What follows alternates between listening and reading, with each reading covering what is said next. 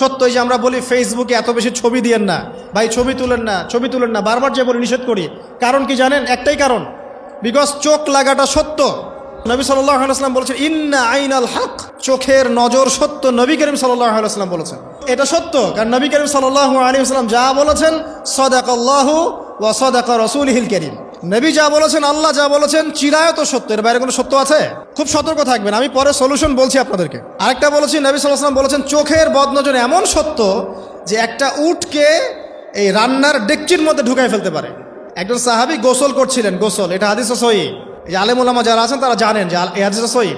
একজন সাহাবী গোসল করছেন, তার গায়ের চামড়াটা খুব সুন্দর ছিল, একদম স্কিনটা অনেক সুন্দর, থাকে না এমন কিছু মানুষ? আচ্ছা, এখন আরেকজন সাহাবী এই গোসল দেখছেন দূর থেকে, দেখে বলছেন যে কি চমৎকার তার শরীরের রংটা, যেন কুমারী নারীর মতো, অনেকটা এমন একটা কথা তিনি বলেছিলেন। সাথে সাথে এই সাহাবী অজ্ঞান হয়ে পড়ে গেছে। কোন সাহাবী? যিনি গোসল করছিলেন।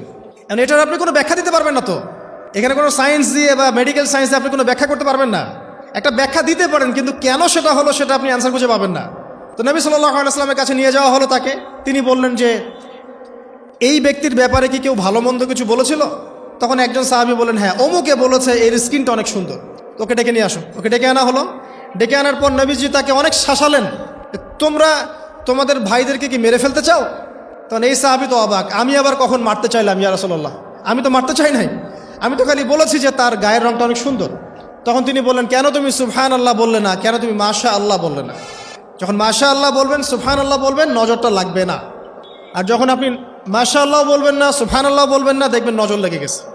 আপনি বিশ্বাস করেন ব্যবসা খুব ভালো চলছে, মানুষ বলল যে বাহ তোর তো ব্যবসা হেভি, লালে লাল শাহজালাল, ঠিক আছে, দেখবেন আপনার কেনা বেচা বন্ধ হয়ে গেছে। এরকম হবে, আমার কথাটা বিশ্বাস করেন। এটা কিন্তু সায়েন্স প্রমাণ করতে পারবেন না, আল্লাহ এবং তার রাসূল বলেছেন, তার উপরে কোনো সত্য নেই। আছে সূরা কাহফ 29 নম্বর আয়াত পড়ে দেখেন, আল্লাহ পাক বলছেন ওয়াকুলিল হাক্কু মির রাব্বিকুম, সত্য সেটাই যা তোমার রবের পক্ষ থেকে আসে। ফামান শাআ ফালইউমিন, যার ইচ্ছা হয় বিশ্বাস করুক, ওয়ামান শাআ ফালইয়াকফুর, যার ইচ্ছা হয় সে অস্বীকার করুক।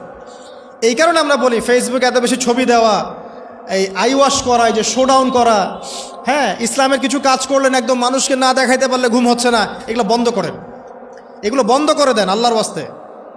অফলাইনে কাজ করেন, নিজেকে গোপন করার চেষ্টা করেন। যত বেশি মানুষের কাছে নিজেকে এক্সপোজ করবেন, কাজের বরকত কমে যাবে, কাজের বরকত কমে যাবে, চোখ লাগবে, নজর লাগবে। এবং চোখ লাগা বদ নজরে বহু আলেম আস্তে আস্তে মাঠ থেকে মাইনাস হয়ে গেছে না? যায় নাই? এখন কি আলেমদের সংখ্যা বেশি না কম? যত দিন যাবে আলেমের সংখ্যা আরও কমে যাবে। নবীজি বলেছেন আলেমদের সংখ্যা কমতে থাকবে, মানুষ জাহেলদেরকে আলেম বানিয়ে নেবে।